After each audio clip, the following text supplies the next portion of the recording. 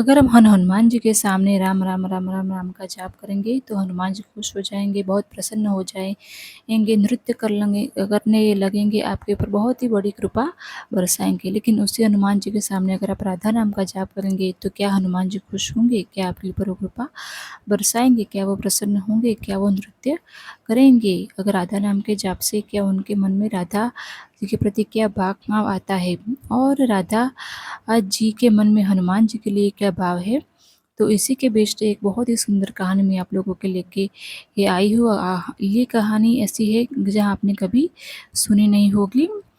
तो आइए वीडियो शुरू करते हैं। कृष्णा केशव भक्ति चैनल में आप सभी का स्वागत है। तो आज की इस वीडियो में मैं बहुत ही एक कहानी शेयर करने ये वाली हूँ, जहाँ मैं बताऊँगी कि हनुमान जी के सामने राधा नाम का जाप करने से क्या होता है, उनके मन में राधा नाम के प्रति क्या भाव है।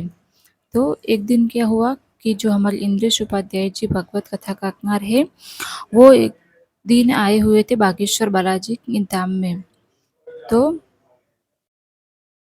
तो वहाँ पे आए हुए थे, रात को रुके थे। तो रात को एक बहुत ही अच्छी इतनी सभा होती है, धीरेन्द्र शास्त्री भी जी वहाँ पे ये थे। तो वहाँ पे एक वृंदावन से महिला आई थी, तो उन्होंने बहुत ही अच्छा प्रश्न किया, जो बहुत दिनों से मेरे मन में भी चल रहा था। तो मैं सोची कि आप लोगों के साथ भी शेयर कर देती। तो उन्होंने प्रश्न पूछा कि हम लोग राधा नाम का जप जाप अगर हनुमान जी के सामने करते हैं तो उनके मन में क्या भाव आता है, और हमारी राधा रानी के मन में उनके लिए क्या, हनुमान जी के लिए क्या भाव है, क्या स्नेह है।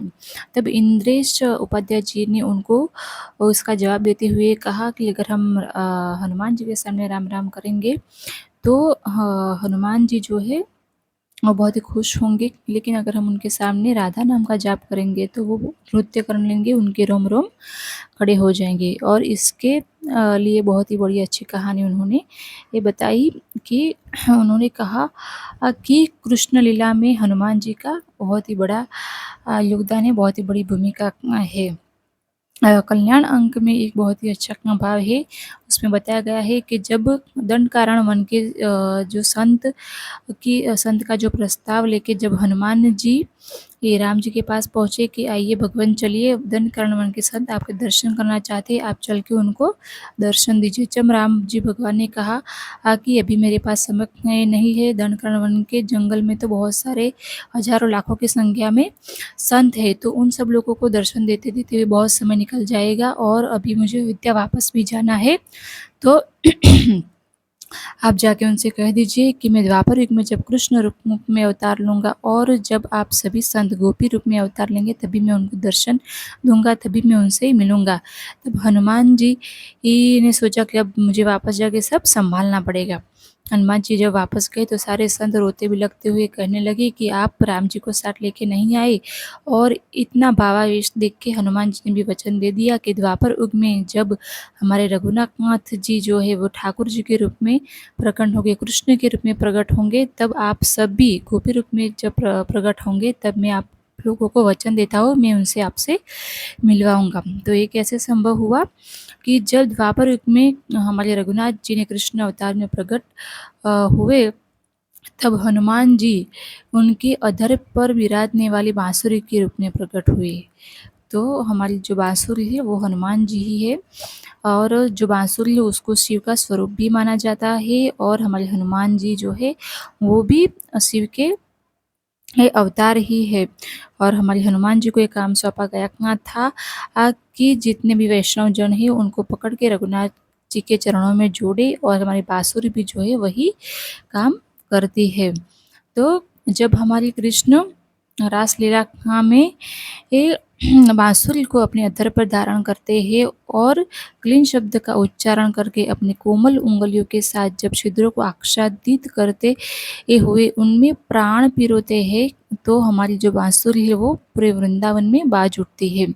तभी सारे वृंदावन वासियों को लगता है कि कृष्ण जो है बांसुरी बजा रहे हैं। लेकिन जो दंडकारण्य के संत जो गोपी रूप में वहाँ पे प्रकट हुए हैं, उनके कानों में जो हनुमान जी है वो बांसुरी के स्वर में जाके कहते हैं कि चलो हमारे ठाकुर जी से मिलने का समय हो गया है। तो इसी तरह हनुमान जी जो है एक बांसुरी रूप में प्रकट होके सारे संतों को गोपियों के रूप में अपने श्री कृष्ण से रघुनाथ जी से मिलवाते हैं। और ये बांसुरी जो है हमारी राधा रानी की तो सबसे प्रिय है।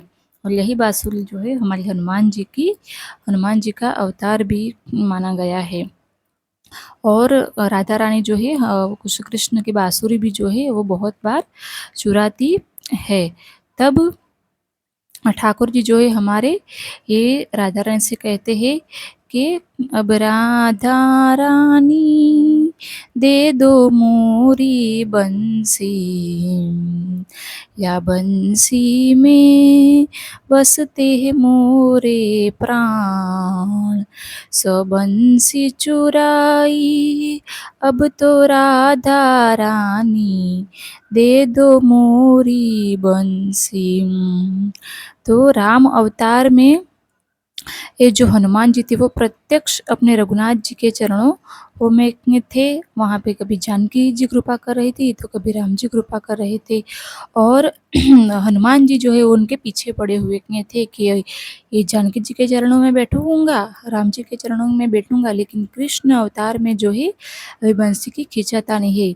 राधा रानी कहती है कि मैं रखूंगी और हमारे ठाकुर जी कहते हैं कि बंसी मैं रखूंगी। और दोनों के बीच में हमारे जो हनुमान जी जो है वो आनंद लेते हुए कह रहे थे कि इनसे बढ़िया तो कुछ है ही नहीं। तो हमारे जो बंसी है वही है हनुमान जी है। और इस भेद को आज तक कोई समझ नहीं पाया है। और हमारे जो हनुमान जी के हमारे जो हनुमान जी है उनके लिए राधा नाम प्रिय नहीं है, लेकिन इतना प्रिय है, इतना अत्यंत प्रिय है कि उनके कोई हमारे सामने हमारी पसंदीदा बात कह दे तो हमारे रोंगटे खड़े हो जाते हैं। तो उसी तरह हमारे हनुमान जी के भी रोंगटे खड़े हो जाते हैं जब उनके सामने राधा रानी का नाम लिया जाता है। तो आज से अब जब भी सॉरी अब से जब भी हनुमान जी के जाओ तो राम राम तो अवश्य करो, साथ में राधा नाम का जाप भी अवश्य करें। आपकी हर बिगड़ी बात बनेगी।